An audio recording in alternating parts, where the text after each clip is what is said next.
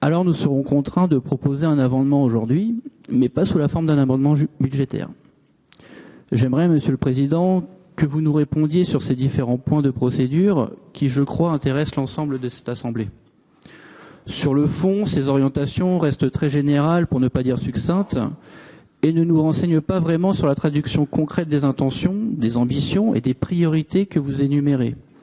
Alors, on sent bien d'ailleurs, à travers votre présentation, les difficultés de l'exercice.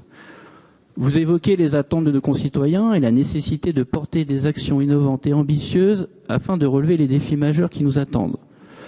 En même temps, vous parlez d'une contraction des dépenses de fonctionnement qui permet de maintenir le niveau de l'investissement. Mais il ne faut pas oublier que 80% des dépenses de fonctionnement correspondent à des interventions, par conséquent à la mise en œuvre de ces politiques régionales qui doivent répondre aux attentes et aux défis que vous énumérez dans votre rapport. Les comparaisons ne sont pas faciles avec le BP 2019 en raison des changements intervenus. Mais en essayant de comparer les recettes à périmètre constant, c'est-à-dire hors apprentissage et PRIC, nous constatons une diminution de 25 millions d'euros qui cela va forcément se répercuter dans les politiques régionales. Le problème, c'est qu'au stade des orientations, vous ne donnez aucune piste, aucune priorité et aucun arbitrage. Dans ces 25 millions, il y a comme prévu les 10 millions de moins sur la convention de reprise des TET, et nous savons que cela va se poursuivre, mais beaucoup d'autres recettes sont en diminution, à commencer par celles qui touchent l'automobiliste, avec moins 4 millions d'euros, ce qui démontre les limites d'une taxation abusive.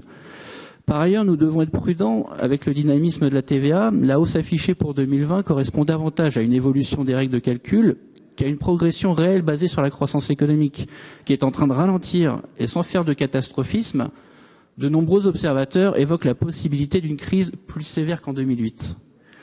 C'est tout cela qui conduit la Chambre régionale des comptes à conclure que la région sera certainement amenée à l'avenir à réduire un peu plus ses investissements hors TET afin de maintenir les équilibres budgétaires.